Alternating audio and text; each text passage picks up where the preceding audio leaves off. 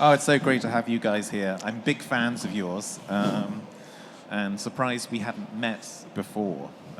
This is where we pretend we have met before, but we have met before just yesterday. This is a really, really interesting project. We're going to talk about their graphic and wayfinding system for the Grand Paris Express. You have a little kind of remote control there, so you can. I think it's just, yeah, that, or maybe it's coming. Yeah. Great. I just want to do a short biographic introduction for you. So Ruedi, I keep on trying to pronounce it in the Swiss way. Ruedi is the Franco-Swiss designer known for his work in graphic design, signage, and visual identity for architectural and urban projects. And Vera is a sociologist and cultural scientist whose research bridges sociology, visual anthropology, and design. And together they've developed socially engaged, research-based projects exploring public space, civic identity, and cultural context. In 2004, they founded a research institute at the 𝗦𝗽𝗲𝗿𝗁𝗃, the Zurich Art School, which evolved into Civic City, an internationally oriented platform for interdisciplinary collaboration in design and social research. And you've got a track record in a wonderful track record in developing wayfinding systems. I wonder if you inside you're searching for something in life. This is why you're so fascinated with wayfinding. Shall I answer the first? Yes. Okay. Maybe there's a psychological kind of motivation there. Yeah, sure. No, it's the strong capacity of design to transform our imaginaries in the good or bad sense, and I think it's very important to have a reflection about this tool, how it's shaping our perception of society. And we developed the approach of design of relations, and this is something which leads us also in developing our orientation system, in the logic how to empower the user to find their orientation themselves. Because as we heard, GPS and orientation system, we delegate, and how we can reactivate our capacity to orient ourselves. Exactly. We speak here not about the richest people, but about 12 million persons. Exactly. So maybe we start with it just in a few words, if you can. What is Grand Paris Express? Because if you don't know it, it's immense. It's an immense project, and one that's a very democratic project as well. We have imaginary about Paris, and Paris is 1.2 million persons. It's a little city. But when you think the periphery, when you think all the population who are around Paris, you come to 12 million persons. So it's 1 to 10. And the point, the urban dimension in the moment is how can we take away this dialectic in between city and banlieue? And how can you say this population who is around are in the same city as in the center? Paris has a very dense public transport system. Historical, I had some pictures before, but the point is, in the 70s, the transport system starts to go from the outside of Paris to inside, but in a very radial logic. So to transport the people from the banlieue, that's the name in Paris, to the center. Just as a note, if you don't know the banlieue, these are the suburbs, the really far-reaching suburbs of Paris, which to a certain extent, to a large extent, have traditionally been socially and economically deprived. So you have Paris. So unlike London, Greater London, there is no Greater Paris. Paris is just the small city with 1.2 million inhabitants, as you say, and then these sprawling suburbs.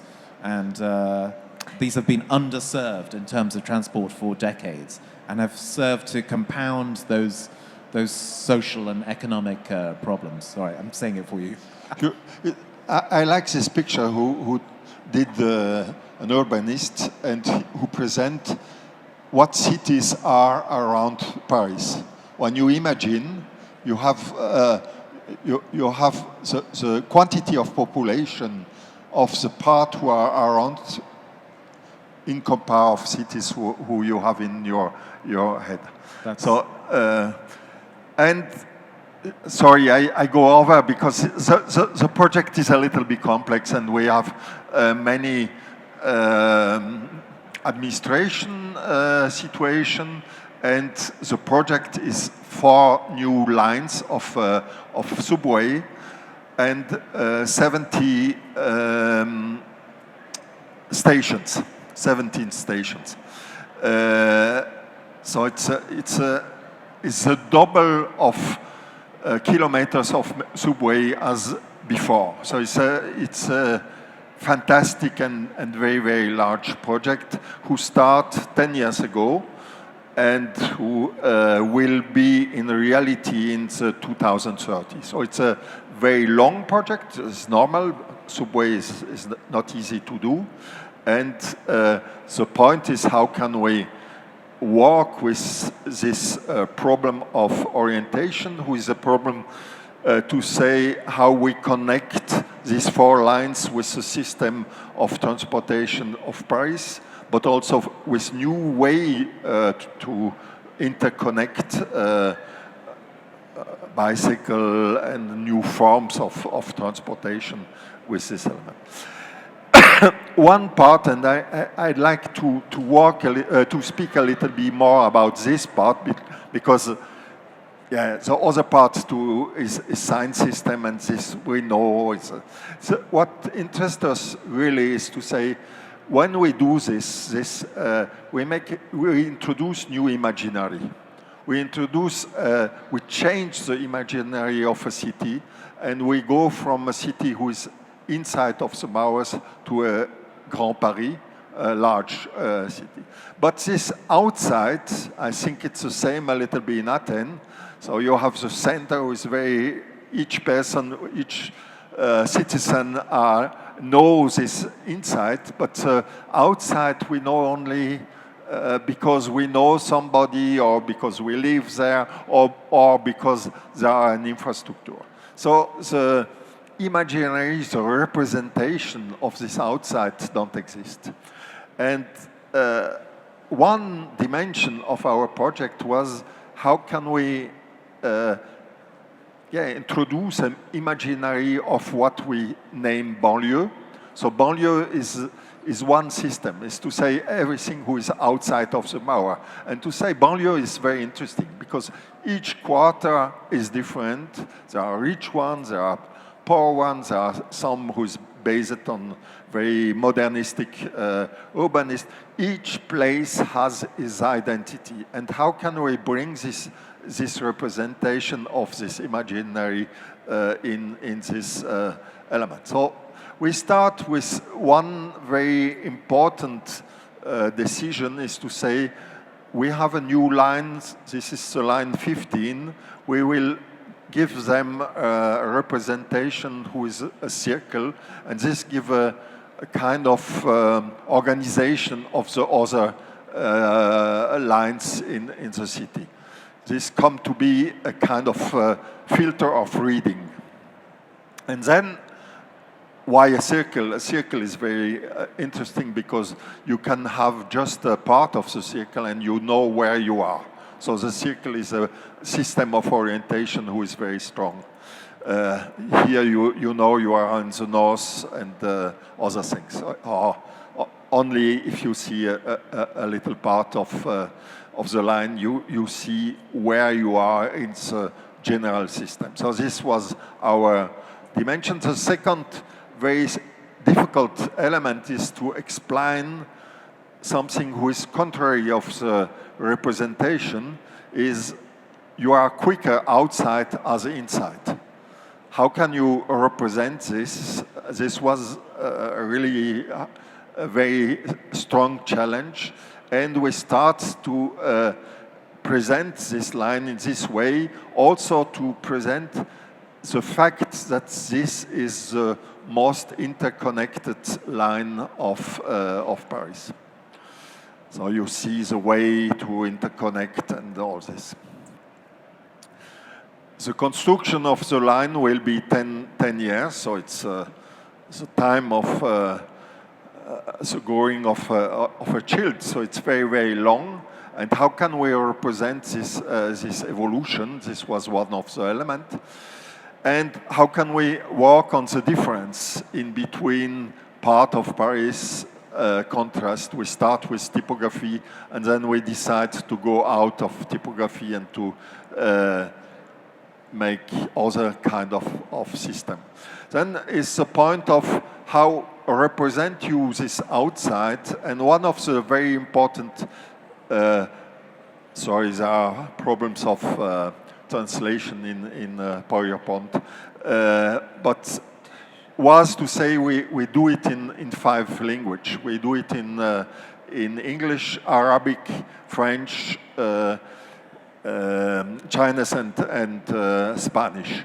So how can we make a system who represent also this internationality, who is very important for a city like these global cities to say we are also host of the world. So the system was based on all these elements. The right political broke this proposition.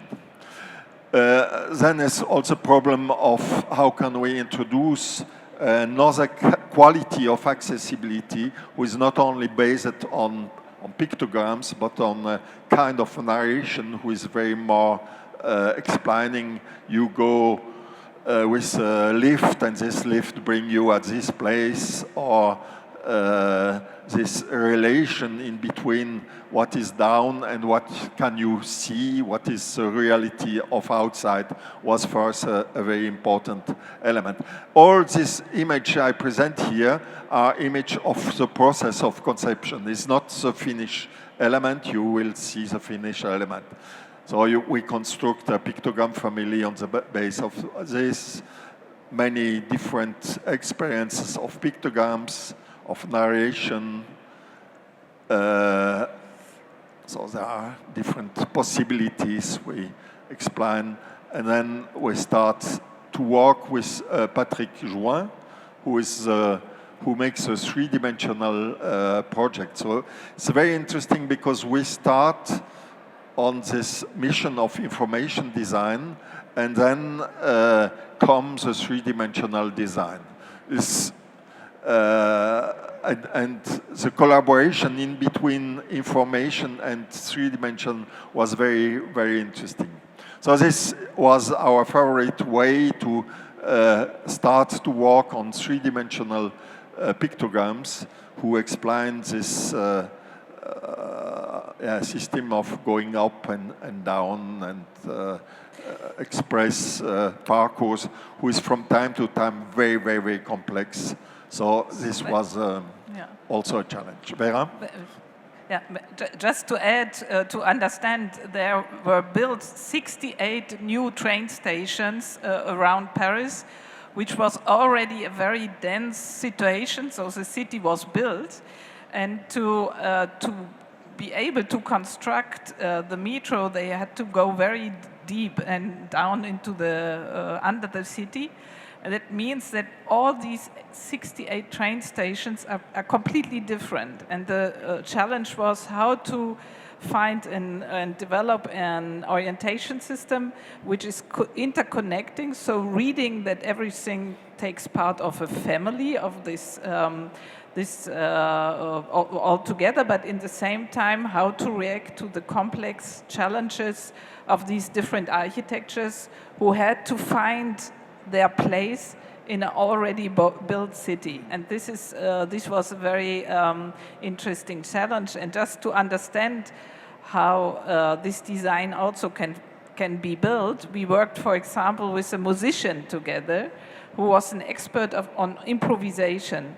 because here you have sometimes 1.2 billion people who are using the metro, and then you have moments when it's used by 200, or you have urgency situations. So how to make the right rhythmization of information to guide these people in different conditions.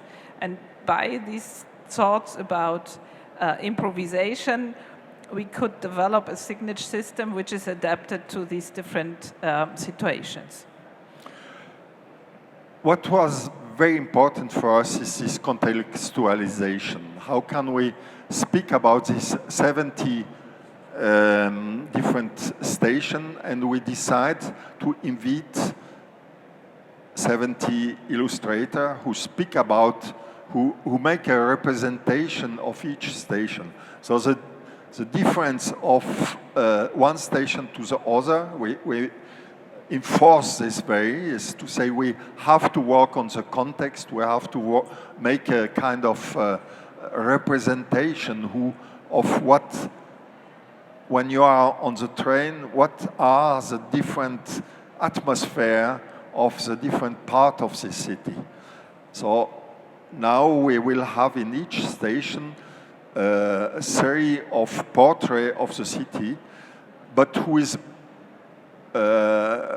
worked not only on one person, but on 60 different illustrations.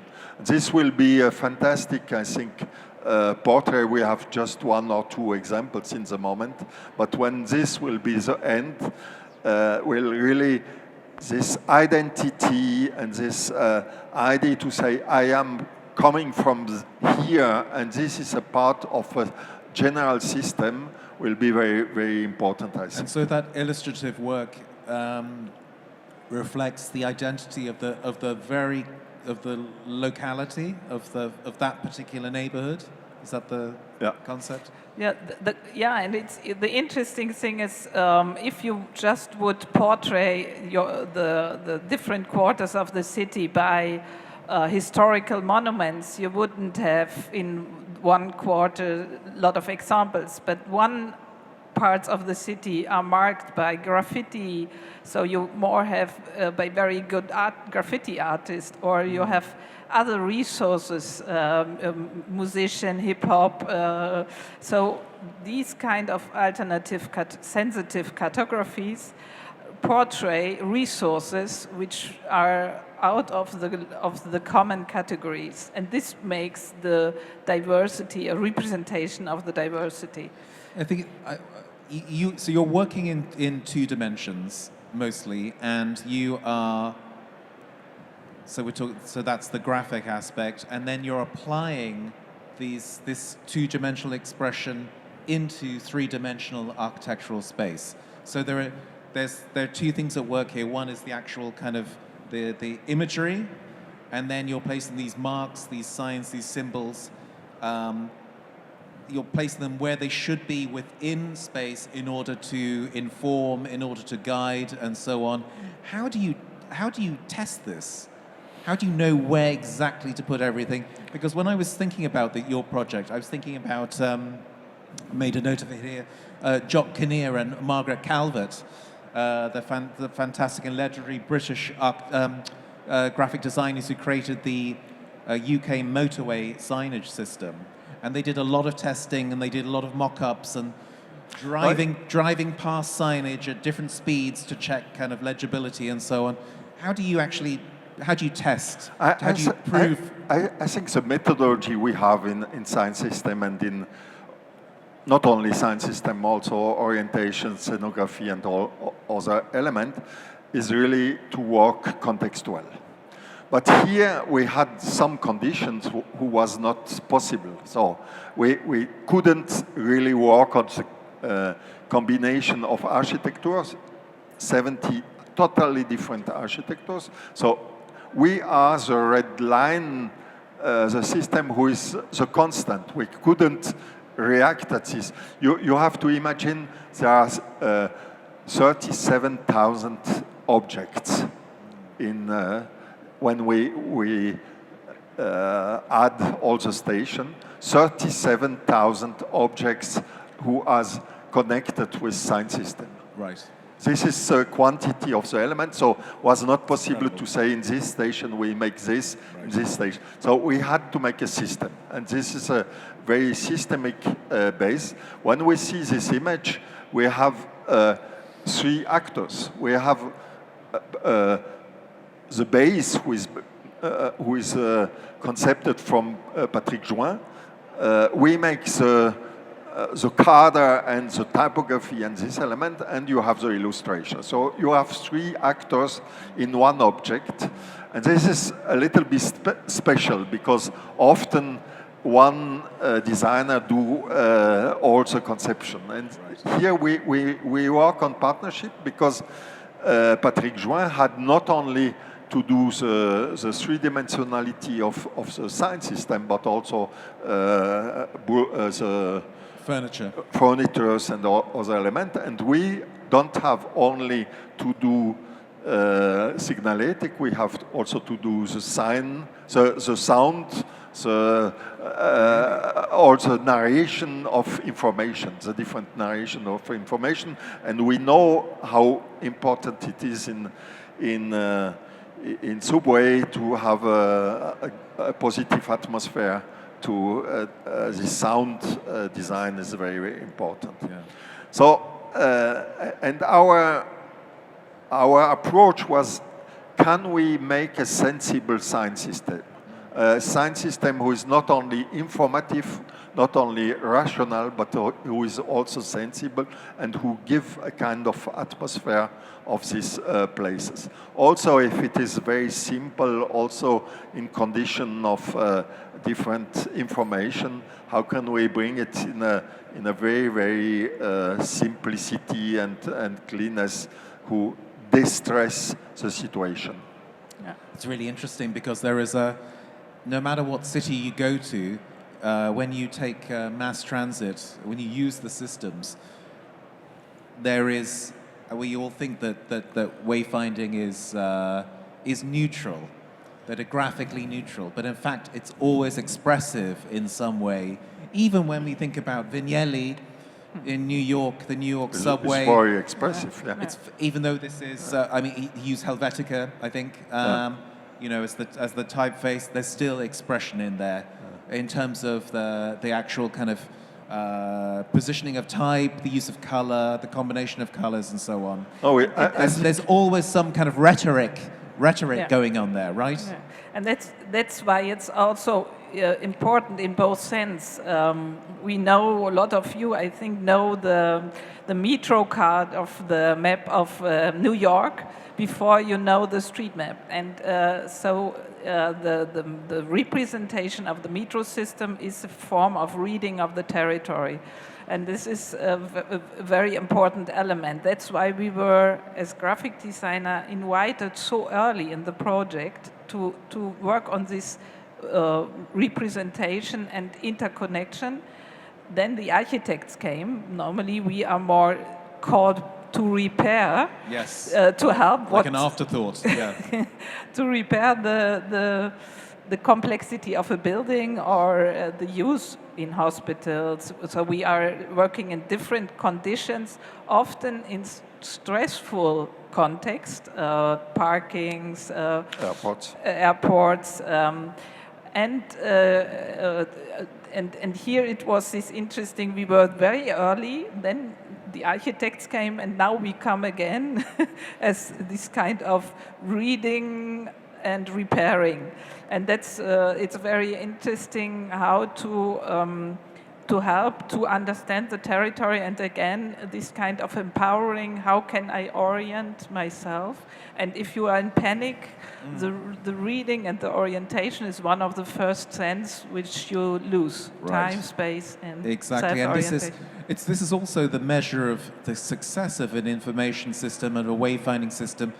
The fact that you only notice it when it doesn't work properly, right? If it works properly, it's consumed in almost an unconscious conscious way. We learn a lot when we do the sound system for the Centre Pompidou, because we was the fourth generation of sign system designer, and 3 was not so good, and Right. we come after. And we understand the system who was just before us was from the functionality totally perfect. 𝗦𝗻𝗻𝗲𝗿𝘁cie, large signs and all this, but not functioning. And we understand some dimension who is very important is what did we will see and understand in whose condition. So when we are in a museum, we will not see airport sign system, and when we say we will not see, we don't see it. Yeah. So our mind makes that we ignore. So how can we make this contextual sign who makes that we are interested to read it when we need it in a situation like this? That's a fascinating concept, the idea of invisible visibility. Yeah. And we see what Vera say is there are in our head a very systemic relation in between afraidness and orientation. And also our capacity of orientation is very different when we are stressy or when we are not stressy. At one moment of stress, we cut and we are loose.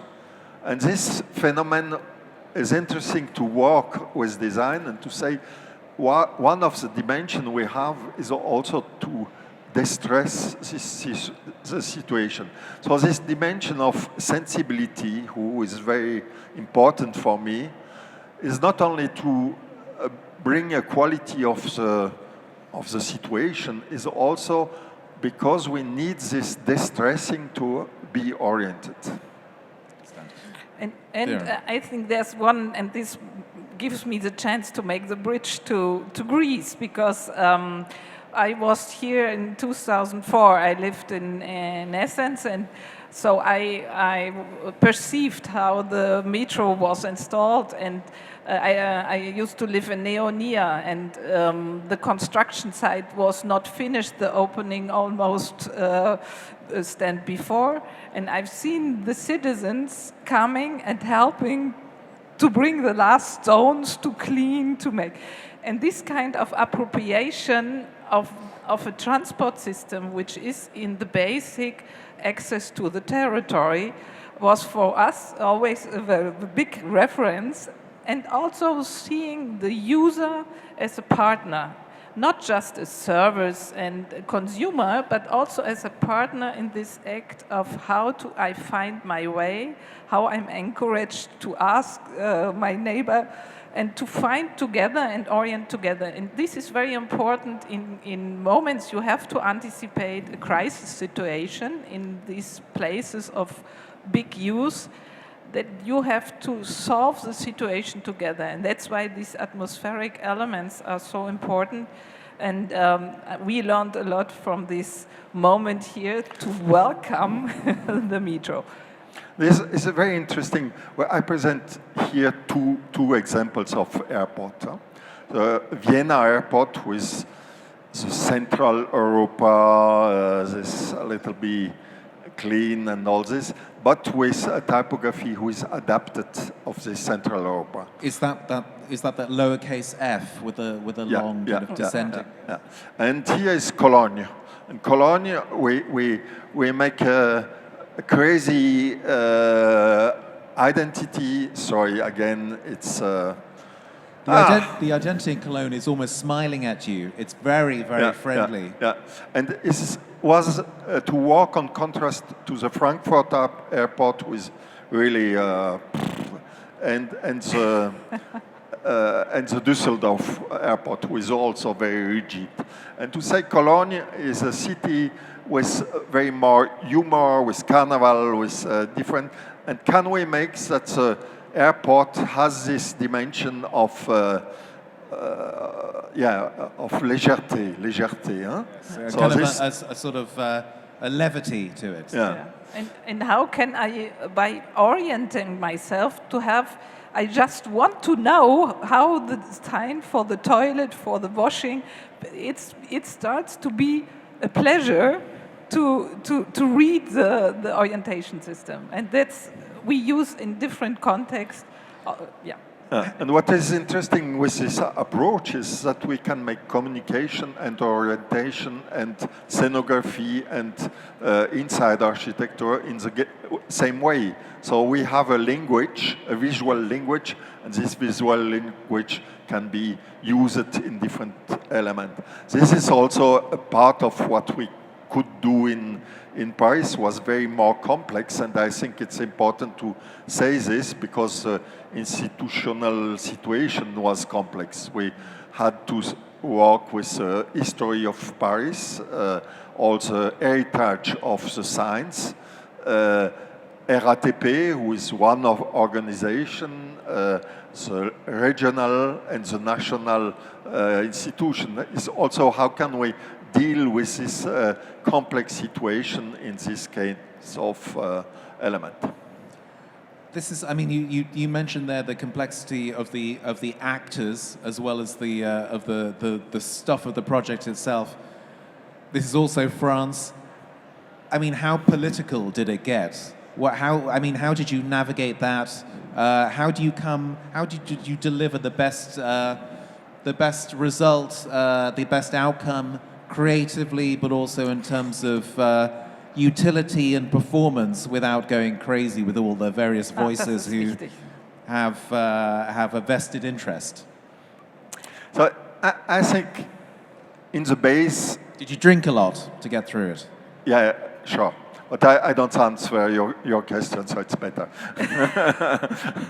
No, it was 10 very difficult years, and after this, I decided to change profession and to go from science system designer to environmental designer because of two elements. Because to resolve problem of orientation, so environment is stronger as the panels. So I hate panels. At the end, I make science system, but I hate panels. So how can we resolve the problem of orientation with other tools as with the classical information? This is a little bit the base of all the work I do in the 40 last years. And I think it's very important because this gives the character of and the specificity of a place, the identity of a building, of a place in this very, very global aesthetic who makes that everything is a little bit similar. So this is one dimension. The other dimension is, I think science system is very political. Always. Yeah, because you have two possibilities, and this like the society. You can say, okay, I guide you, and this is a little bit with the navigator, you don't know where you go, you are guided and you follow. This is one way. And the other way is to give tools to be oriented. And give tools is, for me, the base of democracy, is to say, we give tools that the person can decide, and not we guide. So this is the base a little bit of our approach, plus the contextuality, to say the element has not to be everywhere the same, is a part of architecture, is a part of environment, of urbanism, and we work with architects and we enforce the approach, the volunteers, destination of architecture. And Yeah. but we didn't give you a lot of space to ask questions, but so many things to say. That's okay. But I think what is really important, and this is, it adds to what Ruedi said, we are surrounded and spend our lifetime in so-called profane spaces. These kind of infrastructures. And if we count all these minutes together, it's a lot of time. And what we want to valorize also these spaces of interaction in the public sphere or in private spheres. And in the logic of luxury for all, to mean that if we valorize this, our interrelations change. And for example, this we have a whole series. We had a client who asked us for an orientation system in parkings in Strasbourg. And he had the courage to say, okay, I go with you, and now we have an orientation system, which is in the same time, here it's a school of typography, so you are parking on a parking slot, but you have a special typography from one typograph around the world. You see his typography, you have a description, a quotation, and you can learn, you can go there, and now schools are going there and they are teaching a class next to a parking slot about typography. And we have now, this is a parking of color, we have, so you can, about the history of color, and you see it applicated in the architecture. So, and we have a whole series, so now the guiding tours going from one parking to the other in Strasbourg. Just a little profane example, how also architecture, client, and the citizen can work together. Parkings are very good examples because it's a place who this afraidness and the disorientation because you don't see the orient, you don't see so it's for us a very good experience of. And there's I have really to excuse me of the picture we present because we transform it from PDF to this terrible way of. No problem at all. I wanted to go to the audience to ask you, the architects out there, if what they think of the just wayfinding and information design generally in Greece. But we're out of time. We're out of time. We're on a tight schedule. There are a lot more speakers to come, so I'm afraid we have to kind of wrap it up here. But you two are legends, really. Vera, thanks so much. Ruedi, you are up there with Vignelli and 𝗦𝗽𝗲𝗿𝗁 as well. I mean, you are one of the greats. Thank you so much for coming here. We're so privileged to have your presence. Thanks for your questions. Thank you.